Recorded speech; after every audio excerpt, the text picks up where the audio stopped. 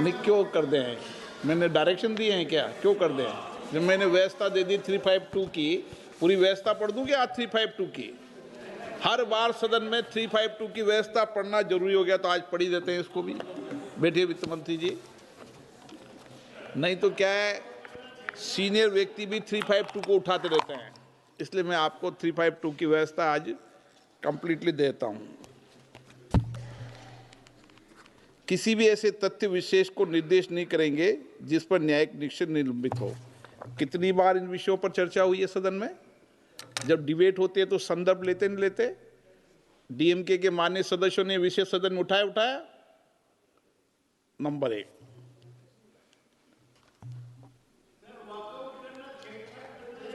सभा के किसी अन्य सदस्य पर कोई हेतु लांछन लगाते हुए अधिकृत नहीं करेंगे, सद्भावना आपत्ति के व्यक्ति निर्देश नहीं करेंगे जब तक कि ऐसा निर्देश विचाराधीन प्रश्न या सुसंगत होने के कारण वाद विवाद प्रयोजन के लिए अनिवार्यता है।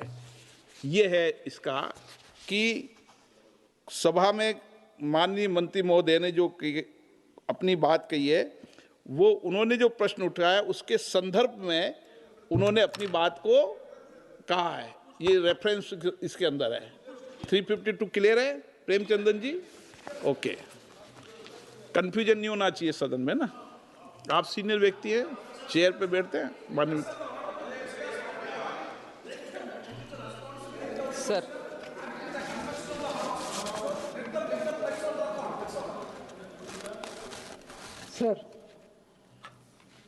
there is income inequality, I think, which has broken record of the 100 years, was another observation from honorable member. So I just want to put the facts before the House. Actual household consumption, sir, data shows that the bottom 40% of the population is acquiring wealth and assets at a significantly faster rate than the top 20%. This is a data which I will leave for everybody to see. The inequality in asset ownership has massively declined, particularly in urban areas, sir, where the disparity for key assets like motor vehicles and refrigerators has shrunk dramatically. The rural poor, sir, I give you the data here, have experienced a significant growth in purchasing power that defies the incorrect analysis given by the Honorable Member Sri Huda. 2011-12 and 2023-24, ownership of motor vehicles among the rural bottom 40% surged 7-fold, rising from a mere 6.2% in 2011-12 to 47.1% in 23-24. So motor vehicles now has become affordable for the bottom rung also.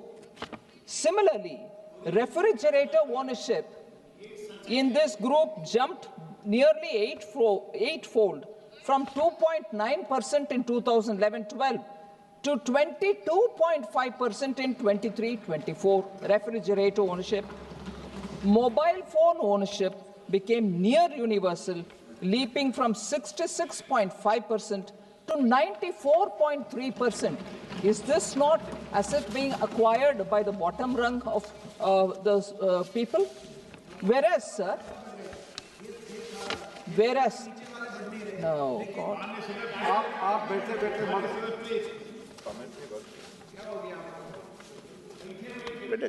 ऐसे नहीं था, ये दादा से ये गलत आप सिखा दिया, ऐसे पहले निकलता ऐसा नहीं। Sir, in urban India, sir, अच्छी चीज सीखे, बुरी चीज क्यों सीखे? बुरी चीज सीख रहे हैं सर। माननीय मंत्री महोदय। Sir, urban India, sir, the consumption gap is not just closing. For some assets, it has been completely reversed. For the first time, the urban bottom 40% now owns more televisions, that is 77.4%, than the top 20, 72.1%. The upper level 72.1%, here it is 77.4%. Ownership gap for aspirational goods like refrigerators in urban areas, actually collapsed from 46.3% points in 2011-12 to just 12 percentage points in 23-24. So the asset poverty expression, sir, which is defined as households owning none of the key assets, so that is asset poverty. That number has actually been thrashed, falling from roughly 30% to just 5% among rural poor, which means rural poor now 5% or less are the ones without any asset at all, whereas the rest of them have some asset or the other. So we need to understand that in the last one decade, growth has actually become quite broad-based, and people from the bottom rung are the ones who are acquiring one or the asset.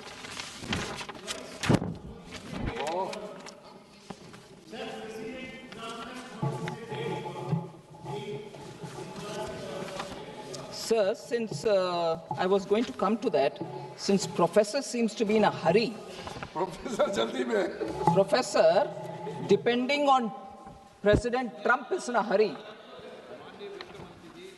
आग्रह कर रहा हूं कि आप जो बेटे बोटे बोले उस कमेंट पे टिप्पणी करो मत हो। और माननीय सदस्य मैं आपसे आग्रह करता हूं, वरिष्ठ हैं, आप आग्रह पूर्वक आपसे निवेदन है, कृपया आप इतने वरिष्ठ हैं कि बैठे बैठे टिप्पणी न करें, ठीक है ना। सभा की सहमति तो हो तो इस सभा की कार्रवाई इस विषय की समाप्ति तक बढ़ा दी जाए। माननीय मंत्री।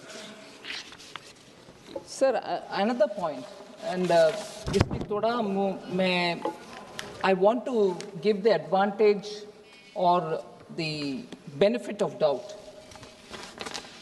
to Honorable Member Dipender Hooda ji. He simultaneously used the expressions Vyapar Ghata, current account deficit. So when he spoke in English, he said current account deficit, whereas he also used probably exchangeable way, Vyapar Ghata. Both the terms do not mean the same, sir. So it is very important to understand that we take both the terms seriously but separately. There should not be any confusion. So I don't actually know which one was he referring to, Vyapar Ghata or current account deficit. And so the same number cannot apply to both, no. माननीय सदस्य, मैं आपको अंतिम बार बोल रहा हूं, नहीं, I'm not asking, I'm responding. आपका नाम लेके नहीं आस्क कर रहे हैं। आपने पहले बोला था, उस पर वो रिपोर्टिंग कर रही हैं। आपने आपकी स्पीच पर जवाब दे रही है, इसलिए आपका नाम ले रही है, क्योंकि आपने बोला है तो आपका नाम लेकर जो जो विषय उठाए उन पर जवाब देगा। अच्छा है, Sir, so the claim that the current account deficit is at its maximum is factually incorrect. So I want that to be clear, sir. So that record deficit claim that the honorable member has made is really wrong. At the end of June 2025, India's current account deficit stood at 0.2% of GDP. Where was it? The honorable member was saying some double-digit number, sir. Current account deficit, June 2025, stood at 0.2% of the GDP. For the fiscal year, March 2025, it was only 0.6%. So let's place that on the record. Contrast this, sir, with the taper tantrum time 2013, when the current account deficit in 2013 ballooned to a crisis level of 4.8% of the GDP. And in fact, that's the maximum which India saw since 1970.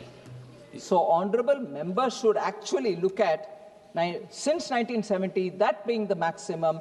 Please, I hope this correction comes into play. 2013, sir, there were volatile capital flows constituting 96.1% of all our reserves, leaving the economy completely vulnerable to sudden outflows. Today, that ratio has fallen to 66.6%, proving we are far more stable now than the time of 2013. So, honorable member, be assured the economy today is actually moved from fragility to a level of fortitude. So that is the matter of fact number there. Sir, the import cover has also strengthened, rising from, in 2013, we had foreign exchange reserve only to cover 7 months of imports.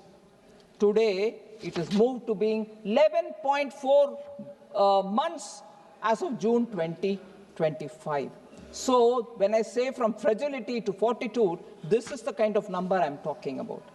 So, projecting the anxieties of 2013, sir, onto the stability of today, 2025, is a political fabrication. And that it ignores the hard reality. India has actually transitioned from external vulnerability to external resilience. So I would want to draw that to the honorable member's attention. Even worse was the comment on debt to GDP. Sir, central government's debt to GDP in 2013-14 was 52.2% of GDP. That was actually reduced by the time it was 2018-19 to 48.9% because of the strict monitoring which Honorable PM maintains on fiscal balance and strictly adhering to the policy of gradual fiscal consolidation. Whoever would have thought that we'll have COVID, as a result of which proactively government took measures to make sure lives are protected, livelihoods are taken care of, and our debt to GDP went up to 61.4%. It actually shot up. But after that, because we gave ourselves a steady path, which is a glide path, from there it has come down. Even by 2023-24, we brought it down to 57.1%, and it is estimated, I would think by this year end, it will reach 56.1%. Despite COVID, despite heavy borrowing, debt to GDP is actually coming down, and coming down if only the number of 2013-14 is kept in mind, you'll know we are getting closer there. That is even without looking at how it was managed during the global financial crisis, 2008. Sir, I do not want again to speak about debt to GSDP of several states. I'm not naming any state here, because it's a genuine concern. Debt to GDP will have to be brought down. It's also true that the debt to GSDP of many states are also shooting up. The honorable member should also, it's a legitimate concern, I've answered it, and I'm showing that we are bringing that debt to GDP down. We've given a commitment in the parliament, we are abiding by it every year without failure since 2020-21. Equally, there should be concern about debt to GSDP of many states. I'm not taking any state's name, but honorable member and many of us should be equally concerned about debt to GSDP in states, which are also going really badly, and therefore collectively we have to work to bring the debt to GDP number, the debt to GSDP number down. So Make in India has now become Make for India. Again, sorry sir, absolutely ignores outcomes on the ground. That's not a fair comment to place. India has emerged as a net exporter in sectors such as electronics, pharmaceutical, engineering goods, and defense. When I say net exporter, I'm sure the honorable members know that what we export and what we import are aligned, are reconciled. And when you are a net exporter, you mean that you're exporting more than what you're importing. Just give few numbers. In 2014-15, sir, production of electronic goods in this country was only 1.9 lakh crore. In 24-25, it is 11.3 lakh crores. So, exports of electronic goods, 14-15, 38,000 crore it was. Now it's 3.27 lakh crores. 8 times it has grown. Mobile manufacturing units were only 2 in 2014-15. 24-25, there are 300 of them. 150 times grown. Mobile phone production, 18,000 crores in 2014-15. Today, 2024-25, 5.45 lakh crores, 28 times growth. Mobile phone exports, 1,500 crores in 2014-15. Today it is 24-25, it is 2 lakh crores, 127 times more than what it was earlier.